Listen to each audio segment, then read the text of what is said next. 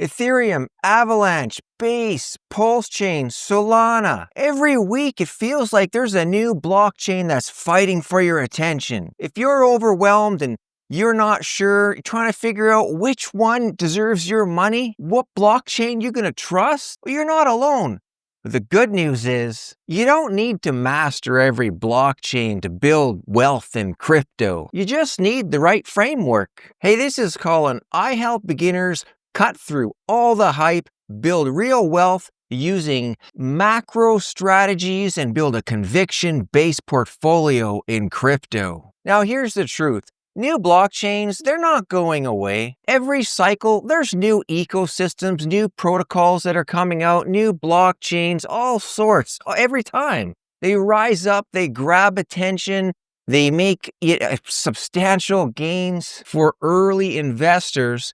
And the mistake that beginners make is chasing every chain without a plan. In this video, I'm going to show you why every chain or different blockchains actually matter, how narratives shift every cycle from cycle to cycle, and how to pick the right ecosystems without getting overwhelmed. By the end of this video, you'll have a better idea, a good idea, strategy, how to spread your risk across different ecosystems instead of just buying random tokens. Now, if you want my full strategy, my full macro investing strategy and how to build a conviction-based portfolio, well, make sure that you grab my playbook, my Crypto Wealth Playbook. It's down below in the description.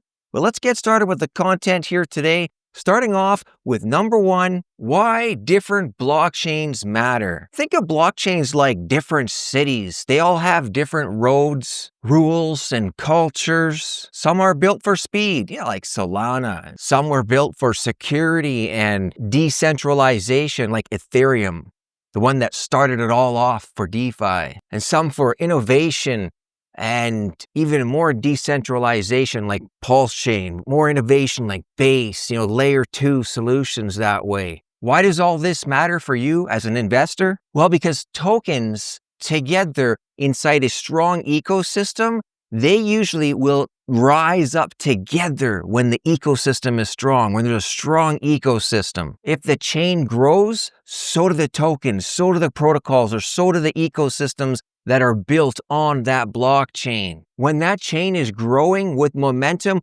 all the projects on that chain, they'll benefit from that momentum. For example, in 2020, 2021, Avalanche exploded because people wanted faster DeFi with cheaper gas fees, right? There was the big narrative of the Ethereum killers that were coming out, right? To have faster, cheaper transactions and get rid of the congestion that's on Ethereum because it was so congested and the fees were so high on Ethereum. Well, over on Avalanche, at the same time as Avalanche started to take off, so did other ecosystems and other tokens such as Trader Joe started to take off on Avalanche, just riding it up with it. And then today, right now, you see Base, the Base layer 2 for Ethereum has been taking off this cycle. It's been doing pretty good. Doesn't have a native token yet, but it's just using Ethereum. So Base is doing very well, just riding off the coattails of an exchange, riding the coattails off of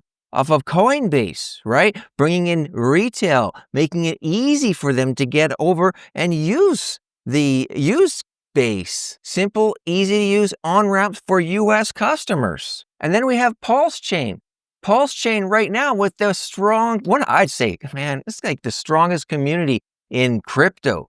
A community that can go down to minus 90 something percent and stay there for so many years, right? And then still be strong, still be back in the chain, still one of the strongest communities in crypto. Well, with PulseChain, it's a blockchain that's fast. It's a blockchain that is cheap and completely decentralized, right? Like, I think it's one of the best chains out there, so undervalued, PulseChain, to tell you the truth, right? It's a fork of Ethereum, but it's so cheap, it's so fast, and, it's just waiting. It's just undervalued, but it's got the strong community that's behind it, and that's why it's surviving. That's why it's doing well, and it's going to continue to do very well. When you invest in a blockchain, when you invest in chain like that, you're not just investing and buying into a token, right? You are investing in an ecosystem. You are investing in a city. And you're investing in what the city's built on. Think of it this way. If you invest in the best city, or the wrong city that is, if you invest in the wrong city, then even the best project could fail. Next, narratives. Narratives shift every cycle. One thing that I learned is this: what narratives or the chains that dominate one cycle, they aren't necessarily the chains that are going to dominate the next cycle. That's not guaranteed. Those narratives change. In 2017, Ethereum was the undisputed king for altcoins because of ICOs. If you weren't on Ethereum, you were missing out. You were missing the show. You were missing the whole game because of that. Then in 2020 and 2021, that last cycle, it became known as the Layer 1 cycle. Ethereum gas fees, they were shooting out of the roof, right? The congestion was really bad, so it was slower, and the gas fees were, crazy high. I mean, if you were, staking tokens such as like staking Hex and that, right? You were looking at paying, hundreds of dollars, okay? I was in a staking project and I'd stake tokens in this project, and I had them expiring, or the stake was finishing every month for about 18 months. I had the ladder staking out. But guess what? As the cycle finished and topped in 2021, and I wanted to withdraw my stakes at the time, the gas fees were like over $400 just to unstake my stakes. So we were looking at hundreds of dollars in gas fees just to use Ethereum. So with all of that, one of the biggest narratives was the layer one narrative with cycles, with blockchain. So it became the Ethereum killers. Which one is going to be the one that's going to take over? Because nobody liked those gas fees. A lot of people poured over and went over to other blockchains like Avalanche.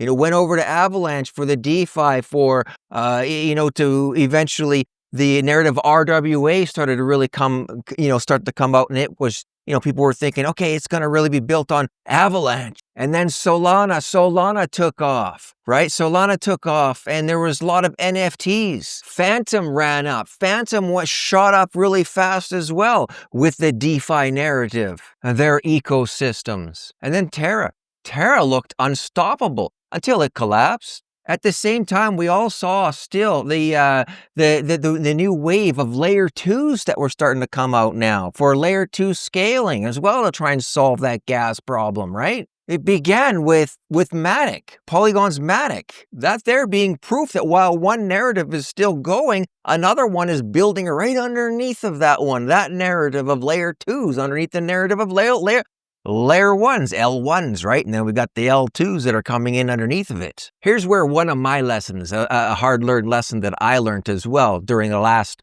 market cycle here with this. A lot of it was still really relatively new for me too, right? But I saw a lot of this coming in, and hey, I didn't know what the cycle was ending. I didn't know a lot of that stuff either at that current time, right? But I started to catch on to the hype of all the influencers, all the YouTubers, and those that were really pumping everything up and hyping everything up. And I bought into AVAX, the AVAX token and the Fantom token and the Polkadot. I started buying into these blockchain tokens as well, but I'm buying in quite a bit really at the end of the cycle, right when everything is really pumping up really high at the top of 2021.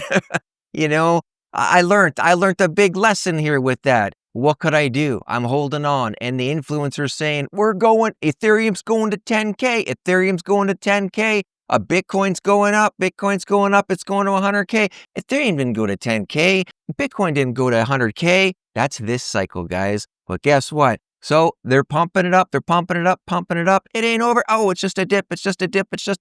You see, I learned from my lessons. I've been through the trenches. I've been through all this, right? I'm buying the layer 1s. I'm buying all of this stuff here right now at that time, at the top of 2021. And as it's crashing, I'm listening to it being just a dip. Well, I end up DCAing. I end up DCAing, dollar cost averaging, all the way into the bottom of the bear market, which was probably the best thing that I could do, right? And that's why I talk about that. If it's going down, the best thing that you can do is you can DCA and buy in the bear market to bring your prices down. And that's what I did. I still believed in the projects. I understood what they were. I understood what they are.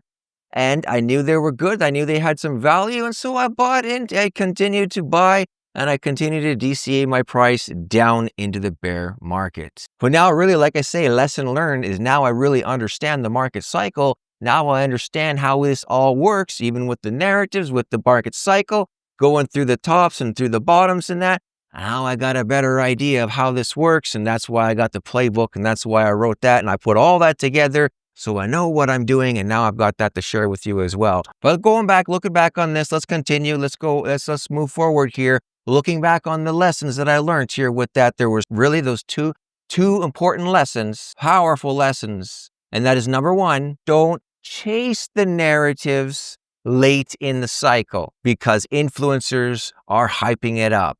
Be careful of the influencers. Be careful of the influencers that are hyping up those narratives. Learn what the narratives are, study them, but be careful of rushing into those green candles, rushing into that hype and those narratives when influencers are hyping it up. Always have a strategy.